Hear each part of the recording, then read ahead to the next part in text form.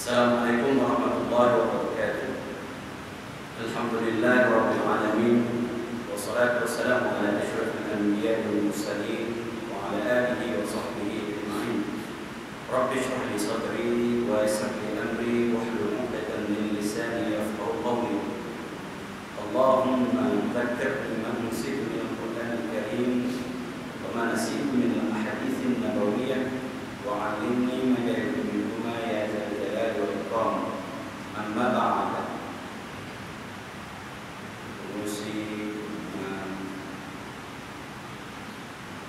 Dari datang puasa perempuan syukur yang tidak terhingga kita menjadikan kata Allah Subhanahu Wa Taala di atas kemampuannya dan yang terbanyak yang Allah kita beri. Salam dan salam kepada Muhammad Sallallahu Alaihi Wasallam bagi doa kita, para sahabat serta orang-orang yang mengikuti kita sehingga hari kiamat. Tuan-tuan, puan-puan, jemaah yang dikasihi sekalian, jadi pada malam yang pagi ini kita dapat lagi bersama-sama diizinkan oleh Allah Subhanahu Wa Taala untuk terus berada dalam satu majlis rahmat, karena Allah Subhanahu Wa Taala menciptakan malaikat rahmat dan mengutusnya ke majlis-majlis yang seperti ini. Tugas mereka adalah semata-mata untuk mencari majlis-majlis zikir, mengingati Allah Subhanahu Wa Taala, dan majlis ilmu ini adalah sebesar-besar zikir kepada Allah Subhanahu Wa Taala. Mereka, para malaikat itu membawa rahmat, dan betapa perlunya kita ini kepada rahmat kepada puan-puan. Kita selamat di dunia dan akhirat adalah semata-mata kerana rahmat Allah Subhanahu Wa Taala. Oleh itu, kita perlu mencari rahmat ini, perlu berada di majlis rahmat, perlu melakukan amalan-amalan yang boleh mendapatkan rahmat Allah Subhanahu Wa Taala, yang melayakkan kita untuk dirahmati oleh Allah Subhanahu Wa Taala. Caranya ialah tidak boleh tidak mesti berilmu. Dengan ilmu itu untuk kita menyelesaikan amalan kita. Bila kita berilmu, kita beramal, dan insya-Allah Allah beri rahmat. Jadi tuan-tuan dan puan, pada malam ini kita sambung lagi pengajian kita tentang Riyadhus Shalihin. Hadis yang seterusnya 1854. Wa anhu, dan daripadanya juga. Bila disebut wa anhu, daripadanya juga, kita lihat hadis yang di atas. Juga wa anhu, daripadanya juga, lihat lagi hadis yang di atas. Wa an Abi Hurairah radhiyallahu anhu. Siapa namanya? Abdul Rahman bin Sakhrin Ad-Dawsi radhiyallahu anhu. Ada dua sebab kenapa. Ada sebenarnya beberapa sebab. Kenapa Imam ataupun sahabat Abu Hurairah ini paling banyak meriwayatkan hadis? Yang pertama, didoakan oleh Nabi Sallallahu Alaihi Wasallam. Yang kedua, memang dia culik. Yang ketiga, dia melazimi Nabi Sallallahu Alaihi Wasallam. Melazimi maksudnya menjadi bayang Nabi Sallallahu Alaihi Wasallam. Mana Nabi itu adalah situ Abu Hurairah radhiyallahu anhu. Jadi banyaklah hadis yang didengar. Bila banyak yang didengar, banyaklah yang diriwayatkan. Sebab itu wa anhu.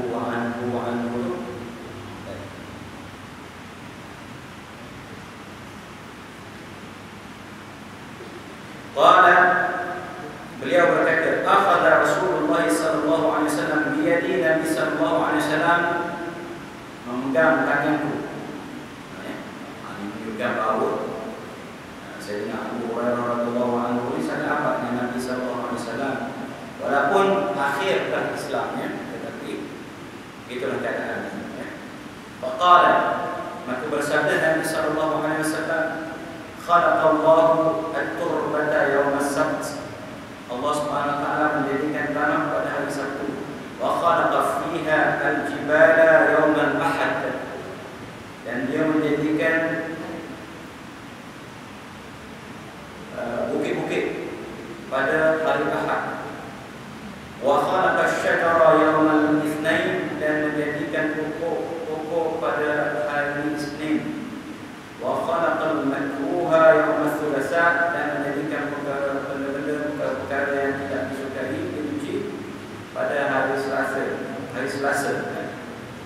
wa khalaqa an-nura yawm al-arbi'a, dan dia menjadikan cahaya pada hari Rabu.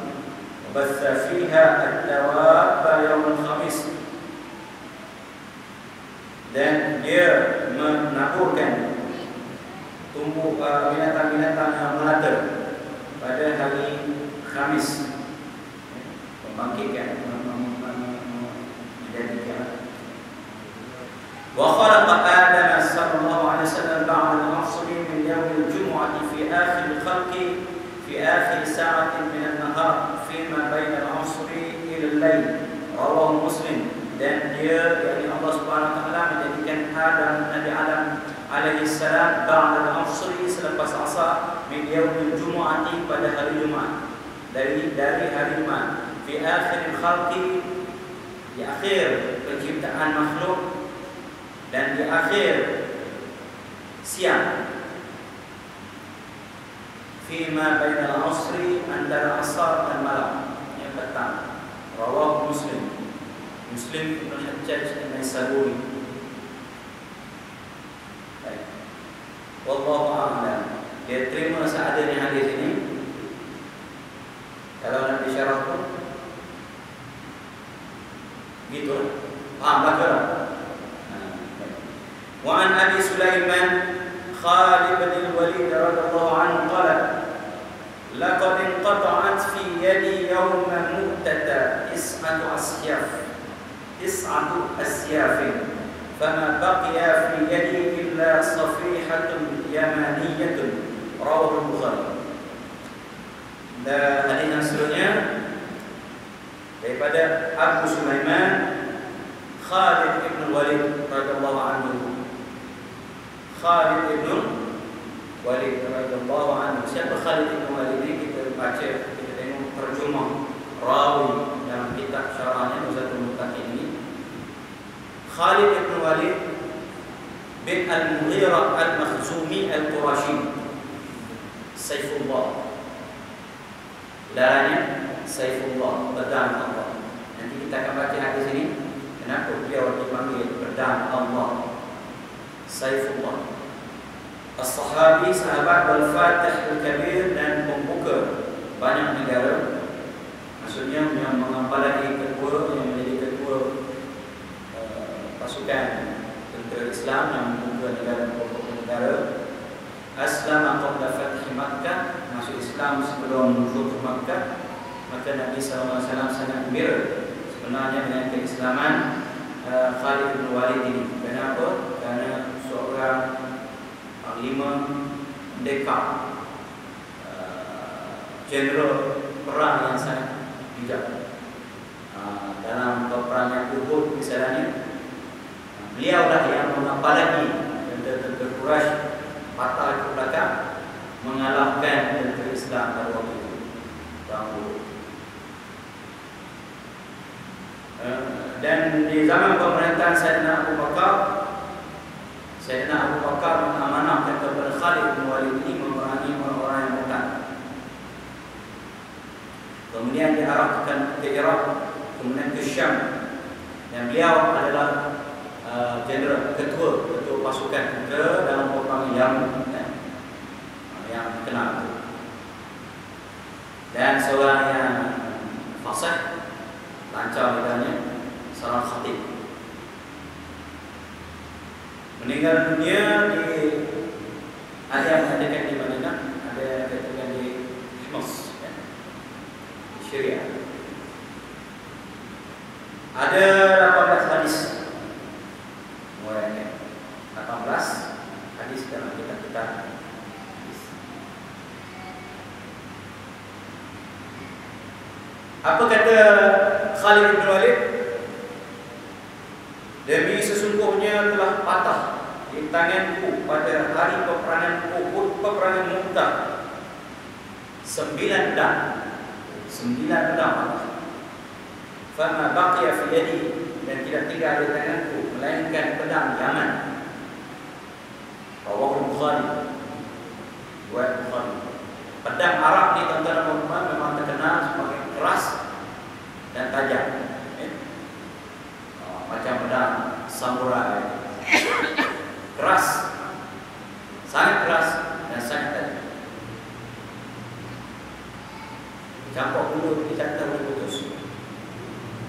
tengok dalam YouTube ketajaman 9 pedang patah. Sewaktu mana? Sewaktu perang Mu'tah. Perang Mu'tah ni tuan-tuan puan-puan,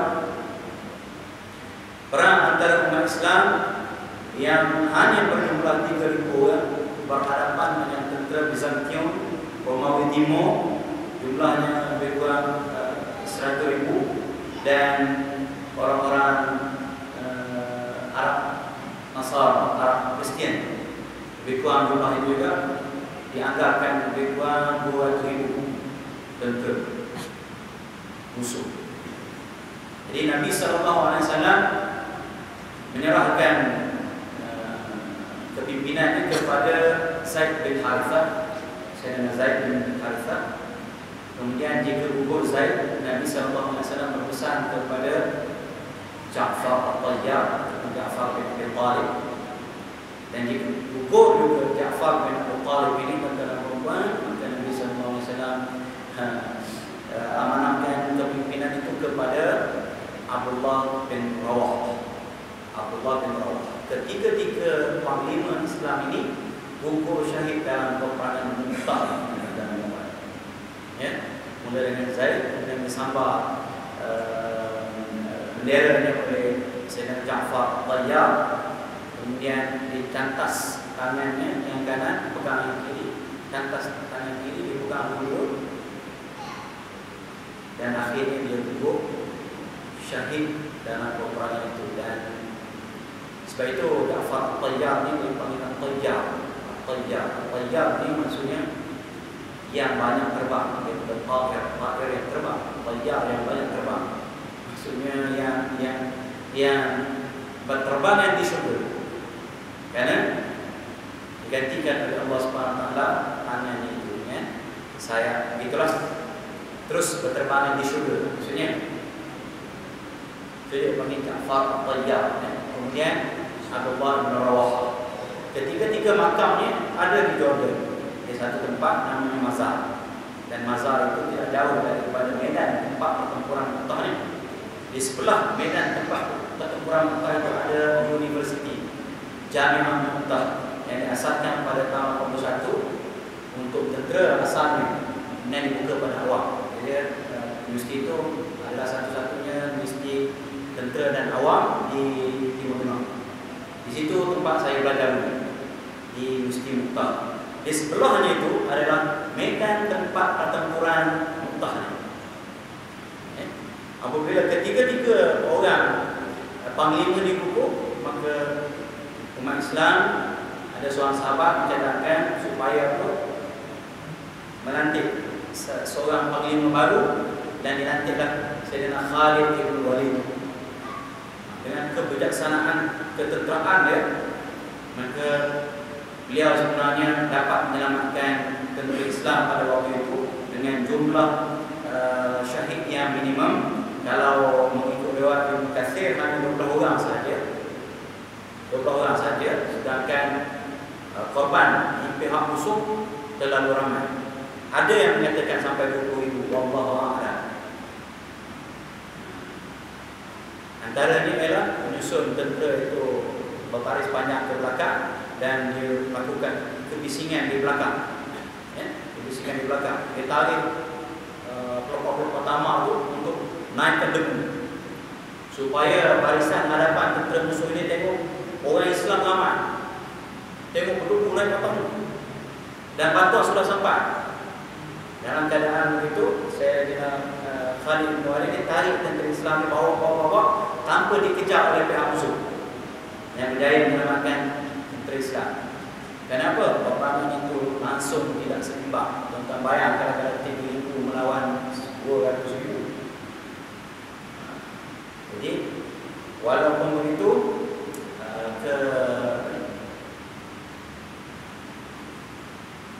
kematian ataupun kerugian anggota di pihak tentera Islamnya minimum lah. Itu bijak kan? 9 pedang patah. Bayangkanlah tu macam mana. Hebat tak hebat. Lalu dalam peperangan itulah beliau Khalid bin Walid ini dipanggil saifullah. Maksudnya pedang Allah. Konon cerita ini sebagai selingan. Konon ceritanya mengikut orang tua di Pekan Utara itu, tidak jauh dari universiti itu, dalam 5 kilo. Pada setiap hari Isnin Maghrib, mereka dengar gemercingan pedang di tapak Pekan Utara. Setiap Maghrib hari Isnin. Wallahu a'lam. Tapi begitulah yang diceritakan oleh orang-orang tua di Pekan Utara. Saya pernah bertanya secara pribadi lah, memang mereka bercerita begitu. Bila dia berhenti dia kata? Bila Universiti Mu'tah dibina, berhentilah bunyi itu. Kita tanya kenapa? Dia kata yang membina itu ialah orang Korea. Orang Korea ni bodoh makan. Mereka makan anjing. Lalu berhentilah. Wallahu a'lam. Konon cerita ni. Ya. Saya pernah bertanya, kita pernah juga merujuk kepada pensyarah-pensyarah kita, dan pensyarah-pensyarah mengatakan bahawa itu adalah ada yang kita sebagai para wallahu a'lam.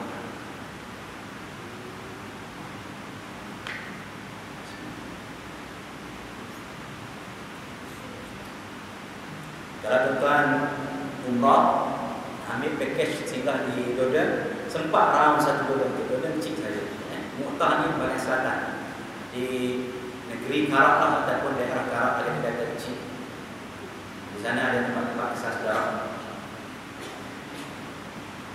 Boleh pergi lah, dan boleh pergi ziarah sekali makam-makam para sahabat tu. Orang-orang Syiah tiap-tiap sebelum orang akan bertawaf lah, dulu bertawaf.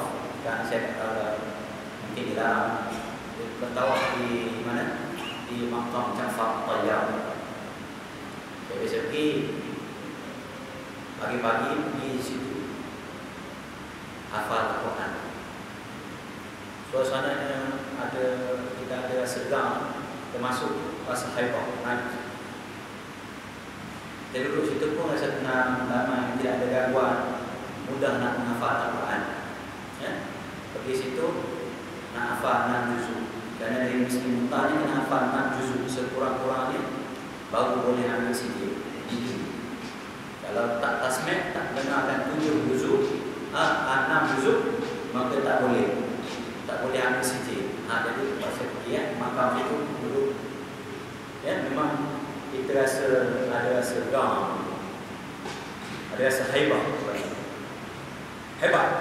Baru makam ni saja, belum orang lagi.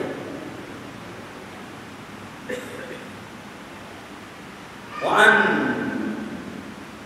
Amr bin al-As radhiyallahu anhu annahu sami'a Rasulullah sallallahu alaihi wasallam yaqul, daripada Amr bin al-As radhiyallahu anhu bahawa beliau mendengar Nabi sallallahu alaihi wasallam bersabda, "Idza hakama al-hakim fajtahada thumma asaba falahu ajran wa in hakama fajtahada fa akhta'a falahu ajr." Muttafaqun alaih. Bersabda Nabi SAW, apabila seseorang hakim itu berhukum, menghukum, menjatuhkan hukum, qadhi, qadhi itu hakim, maksudnya ulama yang boleh berijtihad dalam menentukan penentuan hukum. Ya, di zaman-zaman dahulu maka dilantik qadhi. Qadhi ini sebagai hakim yang menjatuhkan hukum. Mereka akan menjatuhkan hukum berdasarkan pada ijtihad yang digali daripada Al-Quran dan hadis. Ya. Thumma asaba, kemudian hakim itu betul. Maksudnya ulama itu yang layak berijtihad, dia betul. Falahu ajrani, maka dia mendapat 2 pahala. 2 pahala kan? Yang pertama pahala ijtihad dia. Yang kedua pahala dia betul. Wa in hakama fajtahada, jika dia menghukum kemudian dia berijtihad, maka dia berijtihad fa akhta'a, maka dia tersalah, terkhilaf, falahu ajrun, dia mendapat 1 pahala. Pahala mana tuan-tuan dan puan? Pahala ijtihad dia tetap dapat. Ya. tetap dapat dengan syarat dia adalah ahli ijtihad ataupun mujtahid.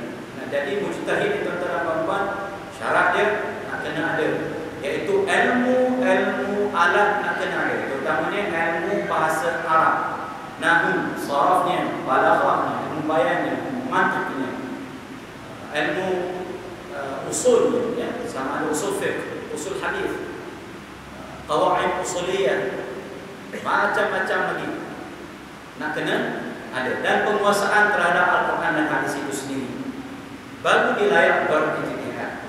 Dan pintu ijtihad ini tuan-tuan dan puan-puan, kita tak pernah kata tertutup, masih terbuka. Yang kita pertikaikan ialah adakah lagi orang yang boleh berijtihad. Kadang-kadang ya, di zaman-zaman kita sekarang ni tuan-tuan dan puan-puan, tak macam ulama-ulama dahulu. Ulama-ulama dulu kalau kita tengok ya, semua ulama-ulama besar kita mula dengan Al-Quran. Umur 7 tahun, 9 tahun ada riwayatnya Imam Syafi'i sudah hafal Al-Quran. Dan kalau kita lihat, kebanyakan mereka bawah umur 12 tahun mereka sudah hafal Al-Quran. Kemudian mereka akan belajar bahasa. Ya. Misalnya Imam Syafi'i berapa tahun di perkampungan Bani Huzail belajar bahasa, ya, kemaskan bahasa. Kemudian belajar hadis. Dan seterusnya mereka akan belajar.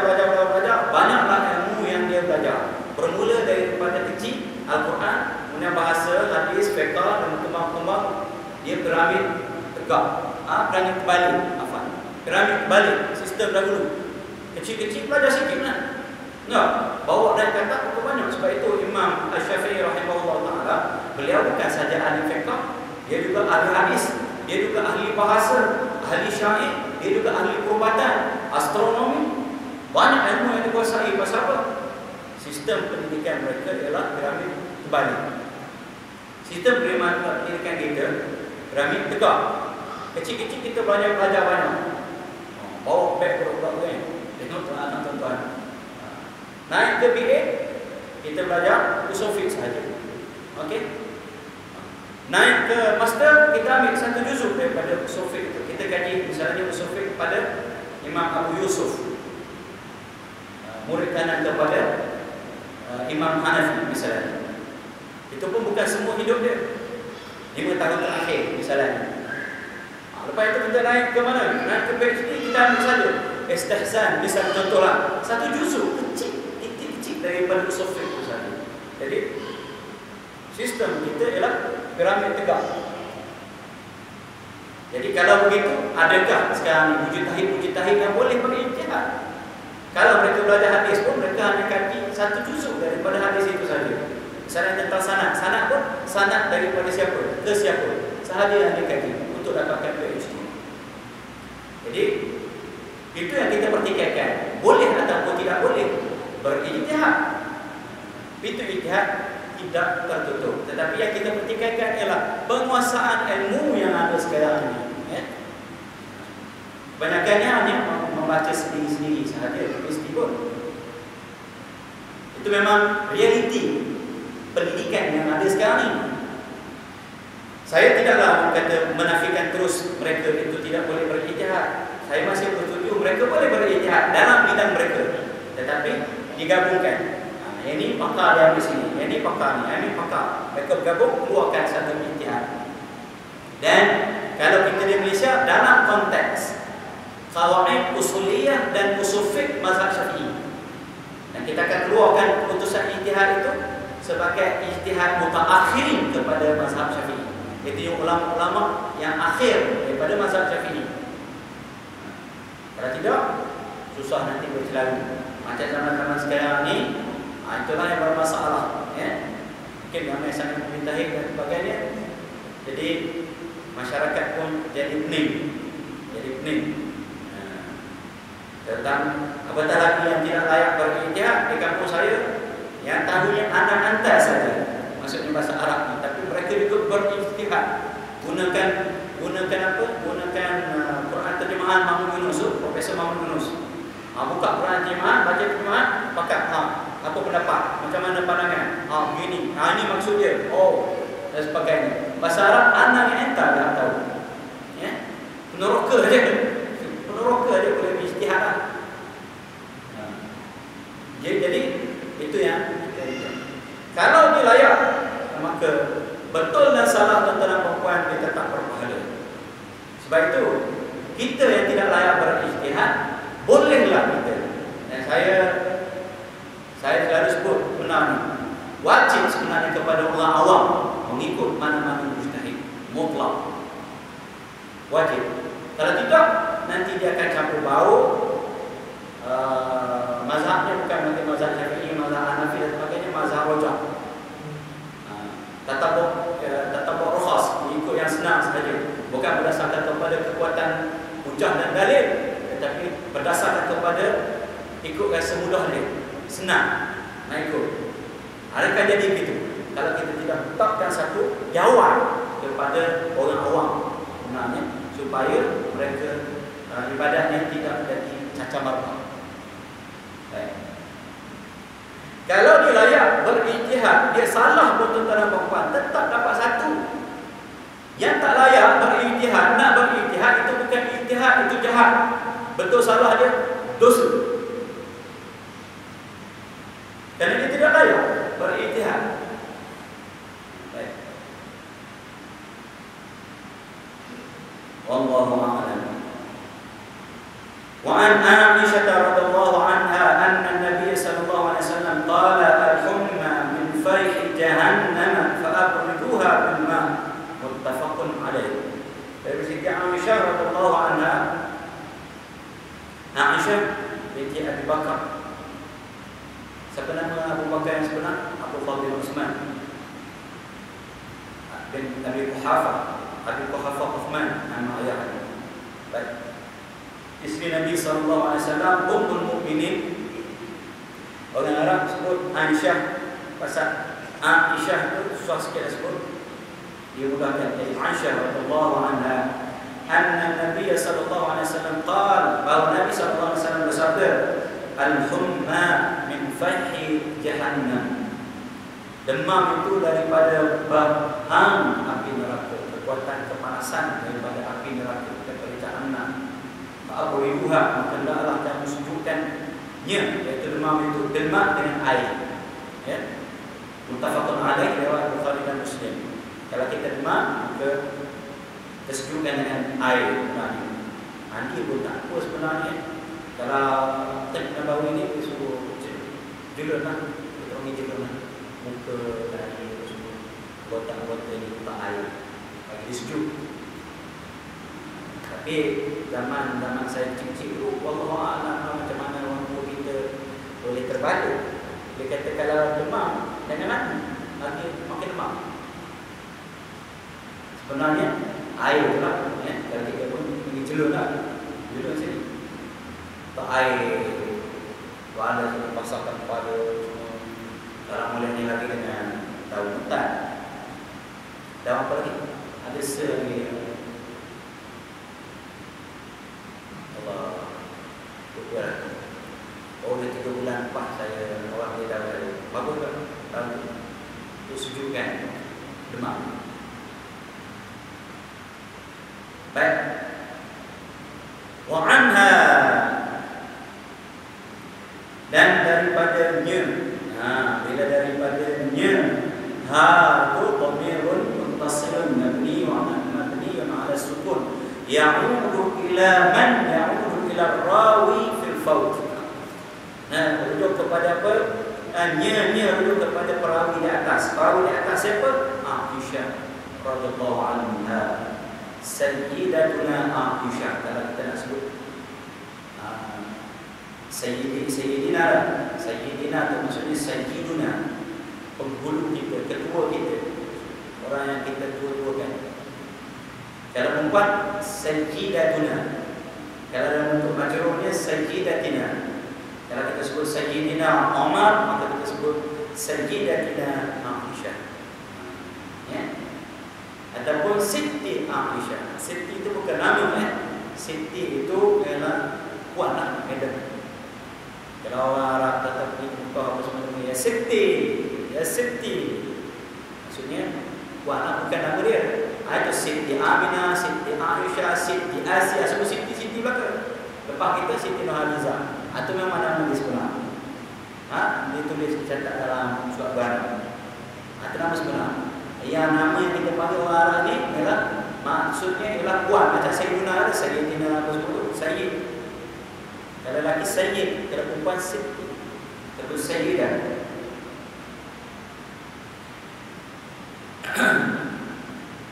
Qala Ani Nabi sallallahu alaihi wasallam qala, daripada Nabi sallallahu alaihi wasallam beliau bersabda, baginda bersabda, man mata wa alaihi shaumun sama anhu wali, muttafaqun alaih. Sesiapa yang mati dan dia ada hutang puasa, maka dipuasakan oleh walinya. Jadi siapa-siapa yang meninggal dunia di kalangan kerabat kita, boleh kita gantikan, ya. Maksudnya harus kita gantikan puasa itu. Puasa yang dia tinggalkan secara orang kata ada tuntutan terhadap dia. Kata dia tidak berpuasa Ramadan lepas kerana musafir. Dia balik kampung, dia tak qada. Dia tak qada puasa dia. Dia mati. Meninggal dunia. Sedangkan masa dia untuk menggantikan puasa tu ada, tapi dia lengah kan. Dia ni boleh dua keadaan. Keadaan mana? Wali dia ataupun keluarga dia boleh gantikan puasa untuk dia. Tolong puasakan. Keluarga lain, keluarga dia sendiri, dia tulis sini, dia catat kat sini, wal mukhtaru jawazus shaumi 'amman mata wa 'alaihi shaum li hadzal hadis. Dan yang dipilih dia kata Imam An-Nawawi dalam mazhab Syafi'i harus berpuasa. Harus dipuasakan bagi orang yang ada hutang puasa. Kerana hadis ini kata Imam An-Nawawi. Wal muradu bil wali, dan dikehendaki dengan maksud wali di sini ialah al-qaribu warithan kana aw ghairu warithin. Keluarga yang dekat dengan dia, sama ada pewaris ataupun bukan pewaris, boleh puasakan untuk dia. Tak semestinya adik-beradik boleh puasakan. Ayah boleh puasakan untuk anak, anak boleh puasakan untuk ayah, untuk mak. Adik-beradik yang anak-anak saudara pun boleh, sepupu pun masih boleh puasakan untuk sepupu dia. Ya, boleh, sama ada waris ataupun tidak waris.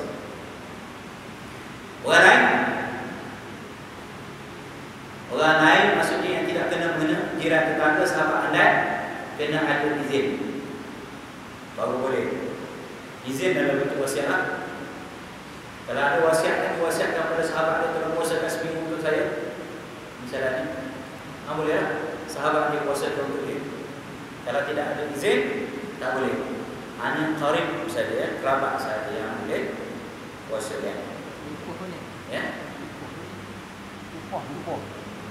Upah. Siapa yang nak upah? Kerabat yang upah. Bila kita tak layak, tak layak, kita upah orang puasa. Dia kena kerabat. Kalau upah orang lain memang tak salah. Kalau upah orang kerabat harus sah. Pasal dia upah ataupun tidak upah, sah puasa dia untuk pahala diserah kepada Allah Subhanahu Wa Taala. Nah, kalau tidak dipuasakan oleh keluarga, dia kena bayar fidyah secukup makanan asasi setiap hari, dibayar kepada orang miskin. Kalau nak puasa, bolehlah. Siapa yang sanggup puasa. Begitu juga dengan orang sakit, kan? Orang sakit, bila dia sakit, dia tidak boleh berpuasa, ataupun dia diberi rukhsah untuk berbuka, ataupun kadang-kadang sakit dia itu kalau memudaratkan dia wajib berbuka, maka dia sihat. Waktu dia sihat, dia kena ganti puasa dia. Tak sempat ganti, dia meninggal. Bila meninggal, dia ada hutang sebenarnya dengan Allah Subhanahu Wa Taala. Jadi bolehlah dibayarkan oleh siapa? Oleh keluarga-keluarga dia. Hutang itu dengan kuasa dia. Kalau tidak, diambil daripada harta pusaka dia. Ya? Meninggal saja, pertama sekali diambil harta pusaka itu untuk urusan jenazah. Ya? Kapannya, buminya dan sebagainya. Yang kedua, diambil untuk apa? Untuk hutang tentang perempuan. Hutang ada dua. Hutang dengan manusia dan hutang dengan Allah Subhanahu Wa Taala. Kena selesai dalam. Yang ketiga, barulah bagi. Tengok dulu kalau ada wasiat. Yang ketiga, tengok dulu kalau ada wasiat. Sekiranya wasiat tidak melebihi 1/3 daripada harta dia, maka automatically waris kena keluarkan untuk wasiat. Kalau lebih, maka perlu mendapat persetujuan semua para waris. Selepas itu barulah nak bagi. Barulah nak bagi semua waris. Tapi selesaikan hutang dulu. Hutang manusia, hutang dengan Allah Subhanahu Wa Taala. Hutang dengan Allah ni kuasa ni membayar. Kalau tidak, sangkut tentang perempuan, utamanya hutang